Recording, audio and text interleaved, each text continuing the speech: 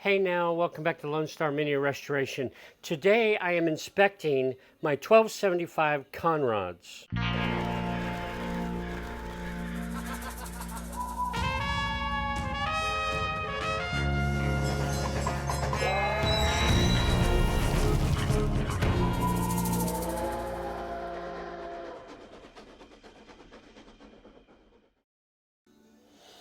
All right, the part number that I have that came out of my 1275 engine is 12G 4114/6, as best I can make. There's a stamped number in here, and there's a bunch of numbers that follow that, and I can't quite make those out. However, I believe, upon my first inspection, I believe that these are forged I-beams. Now, I-beams, because if you were to cut this cross section in half, if you were to cut this in half and look down the side of it, it would look like an eye. You can kind of tell by the extrusion here, but it's an I-beam. Now forged, the reason why I believe it's a forged item, and I'll try to see if the camera, hopefully the camera will pick that up, but along the sides of this, there's a thick line of metal that's left behind from the forging dies. If this were a cast piece, that would be a thin line in there. So that's why I believe that these are forged I-beams. Now, to my knowledge, the Conrod is the most stressed component in the entire engine. These guys are bad boys. My hat's off to the designers, both past and present, of modern day Conrods as well as Conrods like this. Now, the reason why I say they're the most stressed of the entire engine is because these bad boys see tension, they see compression, and they see bending, all at varying RPMs. Now, how well these guys perform, or rather maybe how they survive those conditions, is based on design, is based on the materials, and it's based on manufacturing. Now, all those are topics for a much in-depth design that I'm not going into now, but these guys are pretty awesome. And my goal now is just to discuss and help me understand better of how they perform, why they perform, and the things the average DIYer needs to look for. Real quick, let me just mention that I have done quite a lot of mathematics trying to help me understand the kinematics behind the connecting rod assembly with the piston head. These bad boys go through a lot of complex analysis with different stresses, bending, as I mentioned, tension, bending, compression, and there are loads of stress analysis out there on there. Now this one and the mathematics that I'm showing here, well, the mathematics are my work trying to figure out the angles, the forces that are applied, because as this bad boy rotates, as this guy is rotating around the cam, I mean the piston's going straight up and down, but this bad boy is doing this. Right? So there's loads of forces going through this. So, and I have done the calculations. I'll pop up just a figure that helped me figure out what angles I need to consider, what mathematic, what vectors, what force vectors. However, this picture that I'm popping up, it was a stress analysis. It was a von Mises stress analysis, and that's where they essentially go in and they figure out the yield point of the material. And as you can see, the yield, the metal is bending. Now, for the sake of this video, I'm just covering the basics in order to help me understand my 1275 engine and what's going on during the performance of it. Okay, when you do an analysis of any part, right, you always have to figure in the worst case. In this case, based on the forged I-beam cross section, this guy is a heck of a lot stronger in compression than it is in tension. Therefore, tension is the weakest link. Now, when you factor in the tension, when you analyze the tensile strength of the material, in this case, you have to figure in the variables, and what those are is you've got the weight of the piston with the rings that are going around it, as well as the gudgeon pin. Now, it doesn't seem like a lot of weight, but when this sucker's moving at 7,000 revolutions per minute, that's a heck of a lot of weight and the strength that needs to be taken up by this I-beam. So you've got the weight of the I'll just say piston assembly. Then you've got the stroke. The stroke is a number you can just look in any Haynes manual or any maintenance manual, and they will give you the stroke for this Conrod. The other thing is basically the speed of the pistons as it accelerates and decelerates up and down the cylinder walls. Okay, so with that said, in the name of harmonics and ideal weight and balance, many of these conrods are fabricated, forged, cast, or machined, and one way or another. The more modern ones are more machined, but they are forged as one piece. Machined is one piece, or cast is one piece. Then they come back and there's different methods for doing this, but they split the sucker right down the center of this large end of the conrod, and they basically make it two pieces. So now you've got two pieces where once it was a perfectly balanced item, now it's split in half and you've got two pieces right off the bat. This then becomes the end cap to this particular conrod. It's a perfect fit in size and weight. Therefore, because of that, this end cap is not interchangeable with this end cap. And that's why they tell you, is if the camera's picking that up, before you remove these conrods from the engine, you mark them. So here you can see this is cylinder number 3. It's marked 3 and 3. The conrod and the end cap are marked 3 and 3. Let's see. This one was marked 2. There's a conrod. And the end cap was marked 2. So in this fashion, not only do you not mix them between cylinders, but you also don't get it out of orientation. So you mark it on this side, that means these two halves go together. And that's in the name of balance. You want to keep it all balanced and for harmonics. As this thing, remember, these guys they have a revolution of anywhere from 2 to 7,000 RPM as they're going through the entire 4-stroke cycle. So you've got to have everything perfectly balanced. Okay, so now that we have two separate pieces, we have the conrod and we have the end cap. Naturally, they were one piece originally, and then they're split in half. Now the weakest link then becomes where these two are now going to be bolted together. That is now the weakest link. Consequently, we now move to the bolts. These bolts are probably the most critical item in the entire engine. These are the bolts that attach, here let me take this one out.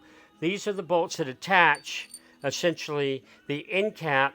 Here, I'll show you. These are the bolts that attach the end cap to the conrod. Now these bolts, they also see compression, tension, and bending. These bad boys actually stretch. Now the cool thing about this, and I kind of get excited about this, these bolts have to be doggone strong. And you know what? The bolts that are highly recommended throughout multiple manufacturers, not just many, any high performance vehicles are made right here in the United States of America. Not China, thank you very much. But these bad boys are ARP bolts, and they are highly designed. The design behind these is quite impressive. Now, if you have a 1275, I don't know the exact bolt for a 998 or whatever, but if you have a 1275, the part number is ARP 206-6001, and it's a BMC A Series 3/8 bolt and nut assembly. It's made from an 8740 chrome moly, which is a steel alloy. This particular material type is good for a PSI from 180,000 to 210 PSI. Now that's good enough for most, well, yeah, I'll say most mini race applications. This particular steel alloy is not as good as alloys of today, but it works with our Mini. Let me bring the camera in closer to get a better view of this bad boy. One of the features of most ARP bolts is the head on the actual bolt itself. So you have to take that into consideration.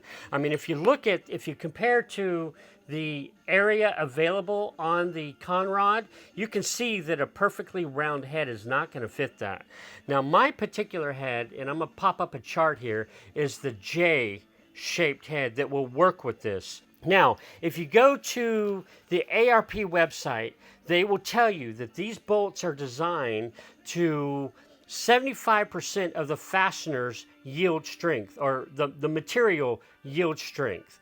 However, if you go to MED Engineering, they spec that this bolt should be tightened to 35 foot-pounds. Well, that's well below, obviously, that's well below the yield strength of the material.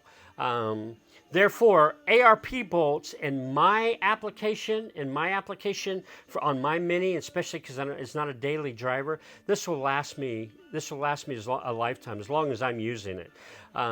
So anyhow, given that I have no knowledge of who has done what on this engine, I have ordered brand new ones. I think I've mentioned that already. So brand new bolts, new nuts to go with it. I'm replacing them right off the bat. So why is a proper, I've got puppy fur on it, why is a proper bolt highly suggested and recommended? Why is it so important? All right, so these bad boys, they must support primary tension loads, caused in every rotation of the crankshaft. I mean, this sucker's, rotating like crazy, right?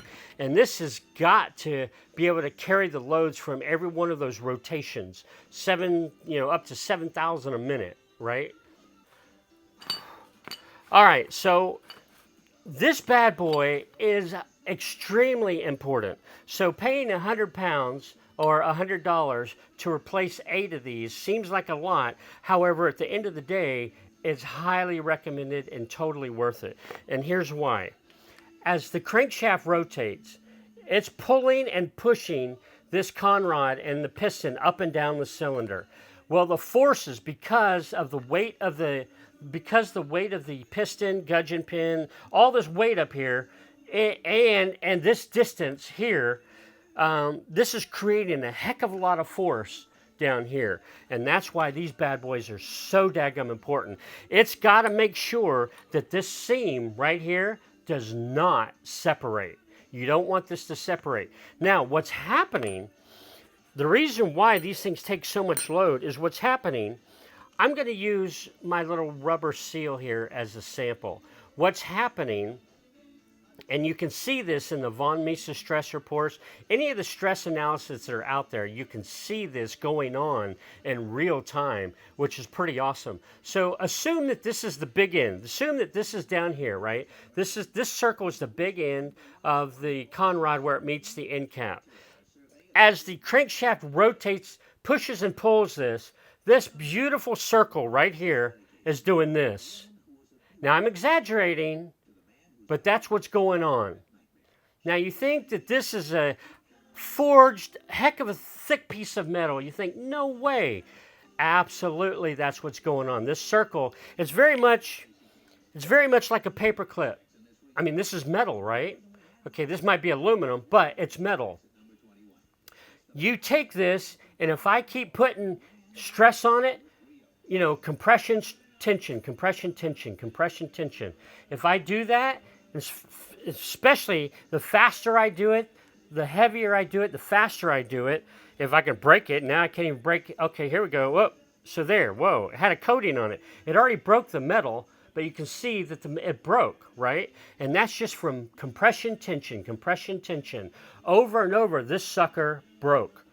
Well, this conrod will do the exact same thing if the design isn't up to the proper loads. And so this bad boy, this is why this bolt is so daggum important. It has got to make sure that no separation comes between the end cap and the conrod. So just from calculating, if you do the calculations, when you put this bolt in, you put the nut on it. Oh, here, let me just show this one. When you put this bolt in, right, from back here, you put the nut on it, and when you torque that down. Now, ARP, for this particular bolt, they recommend anywhere from 45 to 55 foot-pounds of torque. Now, at 45 foot-pounds, I believe it's about 8,700 pounds and clamping force. So when this sucker clamps down, here, when I torque this in, it's clamping down 8,700 pounds of force at that seam. And right here, same both sides, so it's times 2, right? It's basically wanting to pull, as you torque this nut down, it's basically trying to pull this bolt through the conrod. 87 pounds. Now, MED recommends 35 or 35 foot-pounds. And that, if you do the math, that's basically equates to 67, let me think about it. Yeah, 67 foot-pounds of clamping force, both on this side and on this side. Bolts going this way. But clamping force, so this sucker has, 13,000 pounds of clamping force. The amount of clamping force is dependent on the diameter of the bolt material, and the properties, or the tensile strength. And so effectively, it is stretching that bolt. And you think, holy crap, how do you stretch that? You put enough force on it, and I guarantee you, it will not only stretch, but it'll break right there, or wherever. Wherever the weakest point is, it will break. So, faults are things you have to look out for. Well, here, if I take this, if you over tighten this bad boy beyond the material, beyond the recommended torque, then basically you could make the material reach its yield point, and it won't bound back. Like right now, if we just torque this down to 35 foot-pounds, and then you decide to take it off, the material has material memory. It will go back to its original length. If you just put a heck of a lot of force on that and you torque it over the yield point, and this bolt stretches more than 0.001, then you might as well throw it away, because then you have reached the yield point, and now this becomes a bad part. Okay, so reversely, if a bolt, let's go back to this one. If a bolt is installed without sufficient clamp force, every revolution, okay, I'm not gonna put the bolts in it, but every revolution will cause the end cap and the conrod to separate. It'll literally do that. If you don't put enough torque on it, it will separate. Remember, as this bad boy is elongating like that, under high stress, high speed loads, this bad boy's doing that. So naturally, with a gap, this will cause the bolt to stretch further. This bad boy will then stretch beyond that 0.001 limit that it can take. And over time, the cycle of tension, relax, tension, relax, tension, relax will cause fatigue. And this bolt, something's going to fail. Probably this bolt is because now this is the weakest link, this bolt is probably going to fail. And if that bolt fails, if this comes off, you're going to destroy an engine within a split second. So essentially, these bolts are extremely stiff springs, if you want to look at them like that. They will stretch, and then they'll rebound, stretch and rebound. All while maintaining, if you torque them properly, they'll stretch and rebound, all while maintaining the proper clamping force needed. All right, real quick, one of the inspection points that needs to be looked at when you remove the piston and conrod from the crankshaft, obviously you had to pull this off in order to remove it from the crankshaft. However, put it back together and then feel the seam.